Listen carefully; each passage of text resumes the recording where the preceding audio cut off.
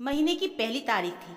शाम का वक्त था और घर के बाहर हल्की बारिश हो रही थी, लेकिन मिश्रा निवास के अंदर का माहौल किसी तूफान से कम नहीं था। विपुल ऑफिस से लौटा ही था, पसीने से लथपथ, कंधे पर बैग टांगे वो सीधा अपनी माँ उमा देवी के पास गया। उमा जी सोफे पर बैठी माला जप रही थी, लेकिन उनकी नज़रें बार बार दरवाजे की तरफ उठ रही थी। बेटे को देखते ही उनके चेहरे पर एक विजयी मुस्कान आ गई। ये पिछले 5 सालों का नियम था। विपुल को तनख्वाह मिलती, वो घर आता और सीधे सफ़ेद लिफाफा अपनी माँ के चरणों में रख देता। उमा जी उसे आशीर्वाद देती और फिर उस लिफाफे को अपनी अलमारी की उस तिजोरी में रख देती जिसकी चाबी उनके पल्लू में बंधी रहती थी। आज भी विपुल ने जेब से लिफाफा निकाला। माँ, ये लो, इस महीने की तनख्वाह है, इसमें बोनस भी है।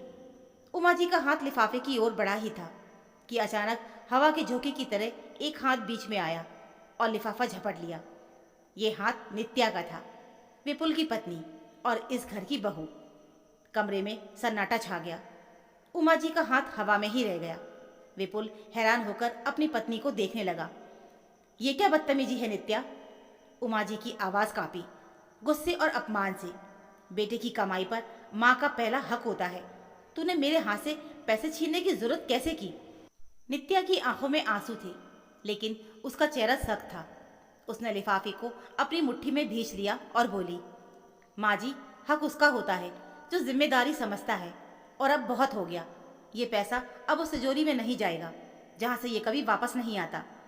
विपुल चिल्लाया, नित्या, तुम अपनी हद पार कर रही हो। माँ से माफ़ी मांगो और पैसे वापस करो। नहीं विपुल, नित्या की आवाज़ में एक ऐसी दृढ़ता थी जो आज से पहले किसी ने कभी नहीं देखी थी। मैं माफ़ी नहीं मांगूंगी। पिछले 3 साल से मैं चुप थी, लेकिन अब और नहीं। क्या आपको पता है कि पिछले महीने अंशु की स्कूल की फीस भरने के लिए मुझे अपने मायके से पैसे मांगने पड़े थे? क्या आपको पता है कि घर में राशन नहीं था और माँ जी ने पैसे देने से मना कर दिया था? उमा जी सोफे से खड़ी हो गई।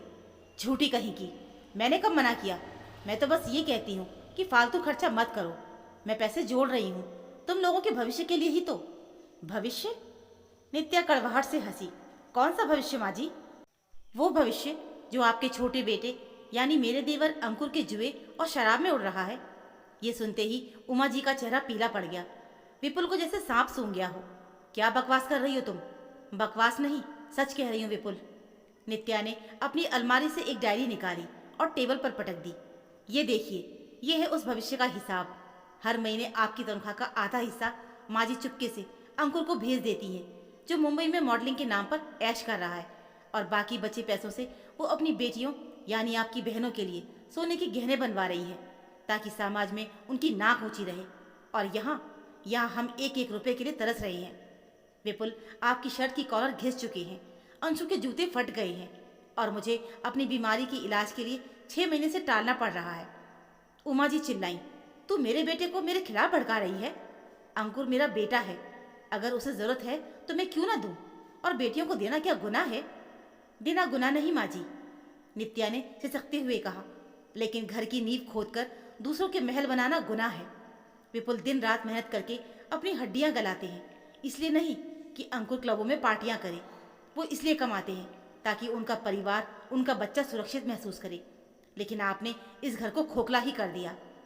विपुल अभी भी विश्वास नहीं कर पा रहा था। वो माँ की तरफ मुड़ा।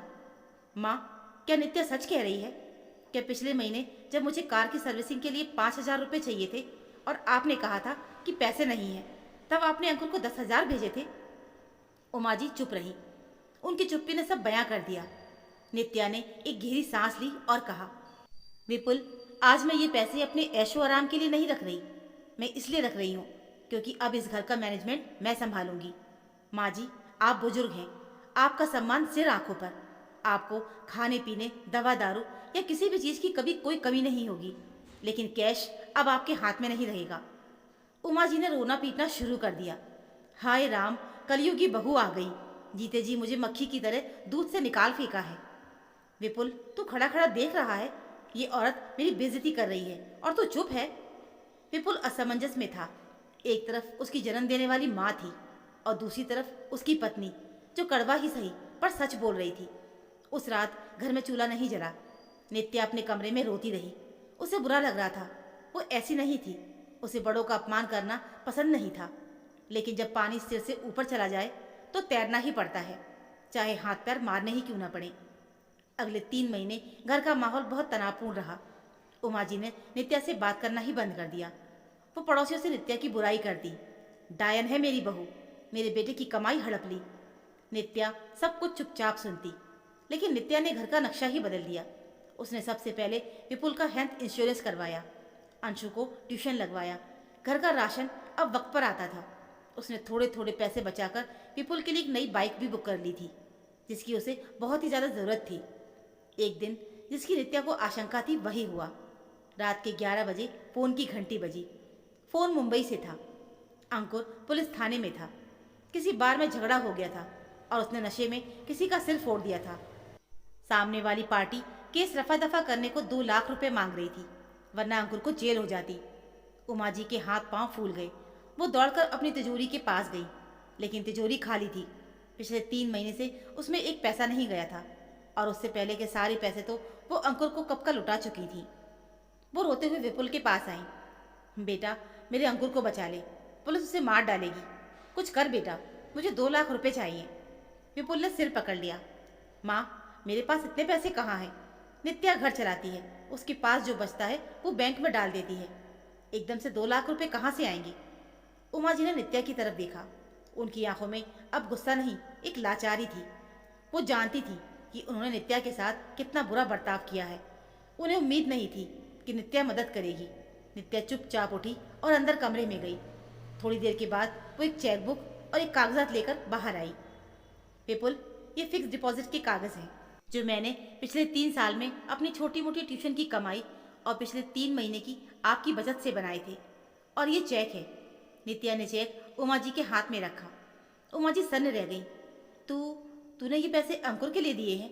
उस अंकुर के लिए जिसे तू नफरत करती है? नित्या ने उमा जी के हाथ अपने हाथों में लिए और बोली, माँ जी, मैं अंकुर से नफरत नहीं करती, मैं उसकी आदतों से नफरत करती हूँ। और सबसे बड़ी बात, वो इस घर का बेटा है। अगर वो जेल गया तो बदनामी सिर्फ उसकी नहीं, पूरे परिवार की होगी, आपकी होगी, विपुल की होगी। मैं इस घर की बहू हूँ, इस घर की इज्जत पर आँच कैसे आने दे सकती हूँ? उमा जी की आंखों में पश्चाताप के आंसू बह निकले। वो जिस बहू को लुटेरी और घर तोड़ने वाली समझ रही थी, उसने ही आज इस घर की इज्जत बचाई थी। उन्हें अपनी गलती का एहसास हुआ। वो समझ गई कि जो पैसा वो ममता के नाम पर अंकुर पर लुटा रही थी, उसने अंकुर को अपाहिज बना दिया था। और जिस शक्ति को वो नित्या की बदतमीजी समझ रही थी, असल में वो एक कड़वी दवा थी जो घर को बचाने के लिए ज़रूरी थी। उमा जी ने चेक मेज पे रख दिया। नहीं बहू, उमा जी ने आंसू पोंछते हुए कहा, अब और नहीं। अगर आज हम उसे बचा लेंगे तो कल फिर कोई गुनाह करेगा। उसे अपनी गलती की सजा भुगतने दो। उसे पता चलने दो कि पैसे पेड़ पे नहीं उगते। लेकिन माँ, विपुल ने कुछ कहना चाहा। चुप रहे विपुल, उमा जी ने सख्ती से कहा। तेरी बीवी सही थी, मैं अंधी हो गई थी पुत्र मोह में। आज मुझे समझ आया कि घर तिजोरी में रखे पैसों से नहीं चलता, बल्कि सही फैसलों से चलता है। नित्या ने आज मेरी आंखें खोल दी हैं। उमा जी ने नित्या को गले से लगा लिया। मुझे माफ़ कर दे बेटी, मैं तुझे पहचान नहीं पाई। तूने मेरे हाथ से पैसे नहीं छीने थे, तूने तो मेरे बेटे का भविष्य बर्बाद होने से बचाया था। आज से ये घर, ये तिजोरी, हम सब अब तेरी जिम्मेदारी है। उस रात मिश्रा निवास में फिर से शांति थी। वो शांति डर या तनाव की नहीं, बल्कि समझदारी और विश्वास की थी। विपुल ने गर्व से अपनी पत्नी को देखा। उसे महसूस हुआ कि लक्ष्मी सिर्फ वो नहीं होती जो धन लाती है। असली गृह लक्ष्मी वो होती है जो धन का सही उपयोग करके घर को सुरक्षित रखती है। अगले दिन अंकुर को जमानत तो मिल गई, लेकिन उमा जी ने साफ कह दिया कि अब उसे एक भी पैसा नहीं मिलेगा, उसे खुद कमाना होगा। और ये सब मुमकिन हुआ नित्या के उस एक साहसी कदम की वजह से, जिसे दुनिया ने बदतमीजी का नाम दिया था। सच ही कहा है कि कड़वी दवा पीने में मुश्किल ज़रूर होती है, लेकिन वही जान बचाती है। दोस्तों, परिवार में हर बार जो मीठा बोलता है वही हमारा हितैषी नहीं होता। कभी कभी कड़वे फैसले लेने वाले लोग हमारे सच्चे रक्षक होते हैं। एक पत्नी जब घर की बागडोर संभालती है तो उसका मकसद किसी पर राज करना नहीं, बल्कि अपने परिवार को सुरक्षित रखना होता है। पैसे कमाना आसान है, लेकिन उसे सही जगह खर्च करना और बचाना ही असली समझदारी है। तो दोस्तों, ये थी हमारी आज की कहानी। उम्मीद है आपको ये कहानी ज़रूर पसंद आई होगी। कहानी अच्छी लगी हो तो प्लीज़ वीडियो को लाइक और चैनल को सब्सक्राइब ज़रूर कर लीजिएगा। मिलते हैं फिर एक और अच्छी नई कहानी के साथ। तब तक के लिए धन्यवाद।